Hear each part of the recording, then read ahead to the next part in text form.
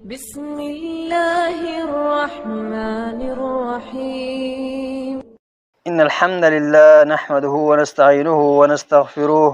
ونعوذ بالله من شرور أنفسنا ومن سيئات أعمالنا. من يهده الله فلا مضل له ومن يضلله فلا هادي له، وأشهد أن لا إله إلا الله وحده لا شريك له، وأشهد أن محمدا عبده ورسوله. أما بعد، بسم الله الرحمن الرحیم. بیان سیرت اور نعت گوئی. حب رسول صلی اللہ علیہ وسلم کے تقاضوں میں سے 8واں تقاضا یہ ہے کہ نبی اکرم صلی اللہ علیہ وسلم کی سیرت طیبہ بیان کی جائے. آپ صلی اللہ علیہ وسلم کے جسمانی حسن اور حسن اخلاق و کردار کو لوگوں میں پھیلایا جائے. نبی کریم صلی اللہ علیہ وسلم کی مدح و شان میں نعت گوئی و نعت خوانی حب مصطفیٰ صلی اللہ علیہ وسلم کا تقاضا ایک مشروع عمر اور ایک سچے مسلمان و محب رسول صلی اللہ علیہ وسلم کا جذبہ و شوق بھی ہے، جو کہ نظم و نثر کے اشعار و عبارات کی شکل اختیار کر جاتا ہے. نعت رسول مقبول صلی اللہ علیہ وسلم ایک ایسا پن ہے کہ جس میں تقریباً ہر مسلمان شاعر ہی نے طبع آزمائی کی ہے، جبکہ حمد باری تعالیٰ پر طبع آزمائی کرنے والے شعراء کی تعداد بہت ہی کم ہے، اور اگر کسی نے کچھ حمدیہ قصائد نظم کیے بھی ہے تو وہ نعتیہ قصائد و اشعار کے مقابلے میں بہت ہی کم ہے. یہی معاملہ شعر خوانوں کا ہے کہ اکثر و بیشتر نعتیہ اشعار ہی پڑھتے نظر آئیں گے، اور حمدی اشعار آپ ان سے کم ہی سنیں گے. محفل نعت کا انعقاد کیا جاتا ہے اور اس میں رات بھر نعتیں چلتی رہتی ہے، اور زیادہ سے زیادہ شروع میں ایک آدھ حمد پڑھ دی جاتی ہے. کمیت و گنتی کے اعتبار سے حمد توڑی اور نعتیں زیادہ لکھنا اور پڑھنا، کیا یہ حق باری تعالیٰ میں کوتاہی نہیں؟ جس طرح کمیت و گنتی کے اعتبار سے نعت رسول صلی اللہ علیہ وسلم میں افراط و غلو اور مبالغہ میزی کی جاتی ہے، اسی طرح کیفیت و انداز میں بھی بہت ہی زیادہ غلو سے کام لیا جاتا ہے. ایک شاعر کا کہنا ہے، خبر میں فرشتوں سے آپ نے یہ فرمایا، جاؤ اس کو سونے دو، یہ غلام میرا ہے. دوسرا شاعر کہتا ہے، یہ مانتا ہو عقل والو کہ میرا محمد خدا نہیں ہے، مگر یہ سچ ہے عقل والو کہ وہ خدا سے جدا نہیں ہے. جائز اور مشروع انداز سے نعت گوئی و نعت خوانی کی جائے، اور بیان سیرت و نعت گوئی و نعت نویسی اور نعت خوانی میں مکمل احتیاط کا دامن تام کر رکھا جائے، اور وہ اس طرح کہ نبی اکرم صلی اللہ علیہ وسلم کو آپ صلی اللہ علیہ وسلم کے اصل مقام و مرتبہ سے بلند کرنے کے معاملے میں یہود و نصارہ کی روش نہ اپنائی جائے، کیونکہ ایسا کرنے سے خود نبی صلی اللہ علیہ وسلم نے منع فرمایا ہے. جیسا کہ صحیح بخاری اور مسند احمد میں ارشاد نبی صلی اللہ علیہ وسلم ہے، مجھے میرے اصل مقام سے اونچا نہ اٹھاؤ. جس طرح کہ عیسائیوں نے مریم علیہ السلام کے بیٹے حضرت عیسیٰ علیہ السلام کو ان کے مقام سے اونچا اٹھا دیا، اللہ کا بیٹا بنا دیا تھا. میں تو صرف ایک بندہ ہوں، لہذا مجھے اللہ کا بندہ اور اس کا رسول ہی کہو. عیسائیوں نے حضرت عیسیٰ ابن مریم علیہ السلام کو اور یہودیوں نے حضرت عزیر علیہ السلام کو اللہ کا بیٹا مان لیا تھا، جیسا کہ خود قرآن کریم میں یہ وضاحت موجود ہے. چنانچہ سورہ توبہ میں ارشاد باری تعالیٰ ہے، وقالت اليهود عزير ابن الله وقالت النصارى المسيح ابن الله ذلك قولهم بأفواههم يضاهئون قول الذين كفروا من قبل قاتلهم الله أنى يؤفكون. اور یہود کہتے ہیں کہ عزیر اللہ کے بیٹے ہیں، اور عیسائی کہتے ہیں کہ مسیح اللہ کے بیٹے ہیں. یہ ان کے منہ کی باتیں ہیں. پہلے کافر بھی اسی طرح کی باتیں کہا کرتے تھے، یہ بھی انہی کی نقل کرنے لگے ہیں. اللہ انہیں ہلاک کرے، یہ کہا بہکے پھرتے ہیں. صحیح ابن حبان، مسند احمد اور اعمال الیوم واللیلہ نسائی میں ہے کہ ایک مرتبہ کسی صحابی نے نبی صلی اللہ علیہ وسلم کو ان الفاظ سے مخاطب کیا، اے محمد صلی اللہ علیہ وسلم، اے ہمارے سردار اور ہمارے سردار کے صاحبزادے، اے ہم سب میں سے افضل اور سب سے افضل کے صاحبزادے. یہ سن کر نبی اکرم صلی اللہ علیہ وسلم نے فرمایا، اے لوگو، تقوی اختیار کرو، شیطان کہیں تمہیں میری محبت میں بھٹکا نہ دے. میں محمد بن عبداللہ ہوں، اللہ کا بندہ اور اس کا رسول ہوں. اللہ کی قسم، مجھے یہ بات قطعاً پسند نہیں کہ تم مجھے میرے اس مقام سے اونچا اٹھا دو جس مقام پر اللہ نے مجھے رکھا ہے. مسلمان سیرت نگار و سیرت گو، نعت گو اور نعت خوان نبی اکرم صلی اللہ علیہ وسلم کو اللہ کا بیٹا تو نہیں بناتے، مگر آپ صلی اللہ علیہ وسلم کو آپ صلی اللہ علیہ وسلم کے اصل مقام سے بلند کر دینے کے لیے کئی دوسرے امور کا ارتکاب کرتے ہیں۔ مثلا آپ صلی اللہ علیہ وسلم کو مقام الوہیت پر فائز کر دینا، جیسا کہ ایک نعت گو کہہ گئے ہیں، وہی جو مستوی عرش تھا خدا ہو کر، اتر پڑا مدینے میں مصطفیٰ ہو کر۔ کبھی مولانا روم نے نبی صلی اللہ علیہ وسلم کی شان میں غلو کرتے ہوئے کہا، اول و آخر تو ہی، ظاہر و باطن تو ہی، اور پھر انہی کی روح میں علامہ اقبال بھی بہہ گئے اور کہہ گئے، نگاہ عشق و مستی میں وہی اول وہی آخر۔ جبکہ اول و آخر اور ظاہر و باطن تو اللہ تعالیٰ کے اسماء حسنہ اور صفات عالیہ میں سے ہے، جیسا کہ سورہ الحدید میں ارشاد الہی ہے، هو الاول والآخر والظاہر والباطن وهو بكل شيء علیم۔ وہ سب سے پہلا اور سب سے پچھلا، اور اپنی قدرتوں سے سب پر ظاہر اور اپنی ذات کے اعتبار سے سب سے پوشیدہ ہے، اور وہ تمام چیزوں کو جانتا ہے۔ حرف کن سے تمام امور کائنات کو سر انجام دینا اللہ تعالیٰ کا خاصہ ہے، اور کل کائنات کا مالک صرف اللہ تعالیٰ ہی ہے۔ لیکن فاضل بریلوی مولانا احمد رضا خان نے اپنی ایک نعت میں نبی اکرم صلی اللہ علیہ وسلم کی شان میں غلو کرتے ہوئے یہ دونوں صفات ہی نبی اکرم صلی اللہ علیہ وسلم کے کاتے میں ڈال دی ہے۔ چنانچہ وہ کہتے ہیں، قادر کھل کے نائب اکبر کھن کا رنگ دکھلاتے یہ ہے، ان کے ہاتھ میں ہر کنجی ہے، مالک کل کہلاتے یہ ہے، ان کے نام کے صدقے جس سے جیتے ہم ہے جلاتے یہ ہے، ان کا حکم جہاں میں نافذ قبضہ کل پہ رکاتے یہ ہے۔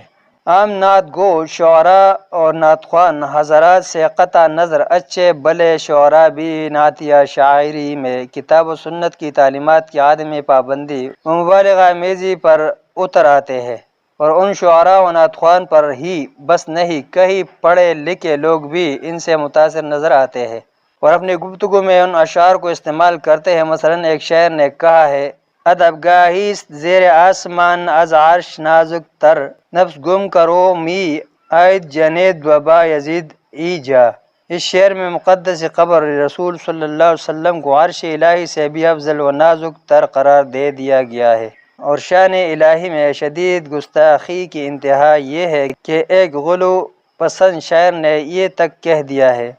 کعبے کی عظمتوں کا منکر نہیں ہوں میں، مکہ کا بھی کعبہ پیارے نبی کا روزہ۔ حب مصطفیٰ صلی اللہ علیہ وسلم کے نام پر ان لوگوں نے اسلامی عقائد کی بنیادیں ہلا کر رکھ دی ہے، اور کئی شاعر و نعت خواہ نبی اکرم صلی اللہ علیہ وسلم کی بے ادبی اور اپنی بے عقلی کا مظاہرہ کرنے سے بھی باز نہیں آئے۔ چنانچہ ایک شاعر نے کہا، یا محمد بلانا ہوگا اپنا، جلوہ دکھانا ہوگا، جبکہ سورہ الحجرات کی آیات نمبر 4 میں اللہ تعالیٰ نے نبی صلی اللہ علیہ وسلم کو حجروں کے پیچھے سے یا محمد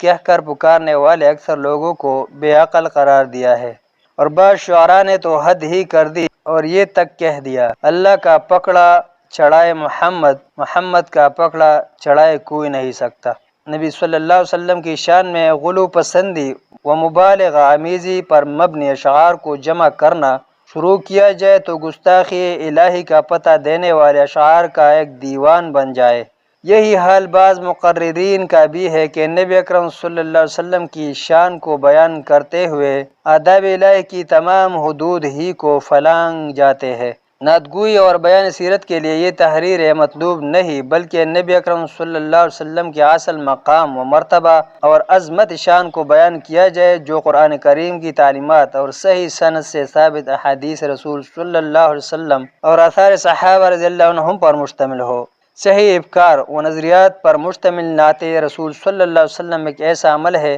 کہ جس کی حقیقی ادائیگی کرنے والے شخص کو نبی اکرم صلی اللہ علیہ وسلم نے پسند فرمایا، انہیں اپنے ممبر مقدس پر بٹھا کر نعت سنانے کا حکم فرمایا اور ان کے لیے دعائیں کیے، حتیٰ کہ حضرت جبرائیل علیہ السلام کے ذریعے ان کی مدد و حمایت کی بشارت دی۔ چنانچہ صحیح مسلم میں ام المؤمنین حضرت عائشہ رضی اللہ عنہا سے مروی ہے کہ میں نے نبی اکرم صلی اللہ علیہ وسلم کو حضرت حسان بن ثابت رضی اللہ عنہم سے یہ فرماتے سنا،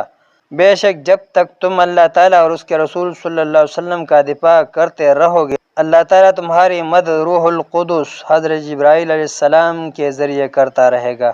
اسی حدیث میں نبی اکرم صلی اللہ علیہ وسلم کا ارشاد ہے، حسان رضی اللہ عنہ نے کفار کی ہجو کی، اہل ایمان کے دلوں کو شفا و سکون مہیا کیا اور کفار اور مشرکین کی دھجیاں بکھیر کر خود بھی سکون و چین پایا۔ جبکہ صحیح بخاری و مسلم، نسائی اور مسند احمد میں ارشاد نبوی صلی اللہ علیہ وسلم ہے، ان مشرکین کی حجو کرو اور جبرائیل علیہ السلام تمہارے ساتھ ہے۔ اسی طرح صحیح بخاری و مسلم، ابو داؤد، نسائی اور مسند احمد میں ہے کہ نبی صلی اللہ علیہ وسلم نے فرمایا، اے حسان، رسول اللہ صلی اللہ علیہ وسلم کی طرف سے ان مشرکین کی حجو کا جواب دو، اور ساتھ ہی یہ دعا فرمائی، اے اللہ، روح القدس حضرت جبرائیل علیہ السلام کے ذریعے اس کی مدد فرما۔ اتنے شاعر رسول صلی اللہ علیہ وسلم حضرت حسان بن ثابت رضی اللہ عنہ، صحیح مسلم میں ان کے بعض اشعار بھی مذکور ہے، چنانچہ وہ فرماتے ہیں، اے کافر و مشرک، تو نے ہمارے نبی حضرت محمد صلی اللہ علیہ وسلم کی حجو کی، اور میں نے آپ صلی اللہ علیہ وسلم کا دفاع کرتے ہوئے آپ صلی اللہ علیہ وسلم کی طرف سے جواب دیا ہے، اور اس پر ہمیں اللہ سے اجر و ثواب ملے گا۔ اے کافر و مشرک، تو نے ہمارے نبی حضرت محمد صلی اللہ علیہ وسلم کی حجو کی، جو انتہائی نیک و صالح اور متقی و پارسا ہے، اور آپ صلی اللہ علیہ وسلم تو اللہ کے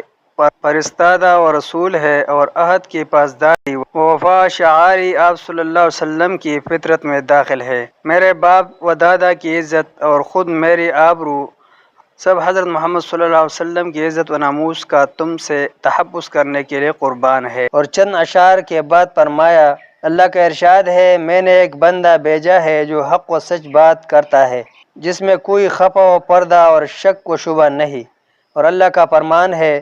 میں نے انصار مدینہ کا ایک لشکر تیار کر دیا ہے جن کا کام ہی کفار و مشرکین سے مقابلہ کرنا ہے۔ ہمیں ہر روز بنی معد سے گالی گلوچ سننا، جنگ کرنا یا ہجو سننا پڑتا ہے۔ مزید فرمایا، تم میں سے اگر کوئی رسول اللہ صلی اللہ علیہ وسلم کی ہجو و توہین کرے تو وہ اس شخص کے برابر کیسے ہو سکتا ہے جو آپ صلی اللہ علیہ وسلم کی مدح سرائی و نعت گوئی کرے اور آپ صلی اللہ علیہ وسلم کی مدد و نصرت میں لگا رہے۔ اللہ کے بھیجے ہوئے حضرت جبرائیل علیہ السلام ہمارے مابین موجود ہے، اور حضرت جبرائیل علیہ السلام کا تو کوئی ہمسر و مد مقابل ہی نہیں ہے۔ یہ ہے صحیح معنوں میں نعت گو، مدح سرا اور حقیقی محب مصطفیٰ صلی اللہ علیہ وسلم۔ ایسے ہی غلو و مبالغہ سے پاک نعت گوئی و نعت خوانی اور سیرت نگاری و سیرت بیانی حب مصطفیٰ صلی اللہ علیہ وسلم کا تقاضا ہے۔ ایسے ہی صحیح و صریح امور کے ذریعے نبی صلی اللہ علیہ وسلم کے خلاف زبان درازی کرنے والوں اور گمراہ کن پروپیگنڈا کرنے والوں کی زبان میں لگام دی جائے، نہ یہ کہ تحفظ ناموس رسالت اور دفاع مصطفیٰ صلی اللہ علیہ وسلم کے جوش میں خود بھی پٹلی سے اتر جائے۔ ایسے لوگوں کو نبی صلی اللہ علیہ وسلم نے منع فرمایا تھا، لیکن نمبر 1، ہمارے یہاں اللہ، نبی وارث، اگر اللہ اور اس کے رسول صلی اللہ علیہ وسلم نے چاہا وغیرہ کلمات کا استعمال عام ہے۔ جبکہ مسند احمد میں حضرت ابن عباس رضی اللہ عنہما سے مروی ہے کہ ایک آدمی نے نبی صلی اللہ علیہ وسلم سے مخاطب ہو کر فرمایا،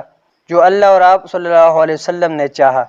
نبی صلی اللہ علیہ وسلم نے اسے ٹوک دیا اور فرمایا، کیا تو نے مجھے اللہ تعالیٰ کا ہمسر بنا دیا ہے؟ بلکہ صرف جو اللہ اکیلے نے چاہا وہی ہوگا۔ نمبر 2، اسی طرح ہمارے کچھ لوگوں بلکہ مولویوں کے ایک ٹولے کو ضد ہے کہ وہ قرآن و سنت کی تعلیمات کی خلاف ورزی کرتے ہوئے نبی صلی اللہ علیہ وسلم کو عالم الغیب باور کروائے۔ یہی کچھ نعت گو اور نعت خوان بھی کرتے رہتے ہیں، حالانکہ نبی صلی اللہ علیہ وسلم نے ایسا کرنے سے منع فرما رکھا ہے۔ صحابہ کرام رضی اللہ عنہم میں بھی نبی صلی اللہ علیہ وسلم سے اظہار حب و شوق کے لیے نظم و نثر ہر دو کی نعت گوئی و مدح سرائی مروج تھی، اور بسا اوقات نبی اکرم صلی اللہ علیہ وسلم ان کی بعض عبارات و اشعار کی اصلاح بھی فرما دیا کرتے تھے، بلکہ افراط و غلو اور مبالغہ آمیزی سے سختی کے ساتھ منع فرمایا کرتے تھے۔ یہی وجہ ہے کہ شعراء صحابہ کرام رضی اللہ عنہم کی نعتیں افراط و غلو سے سراسر پاک تھی۔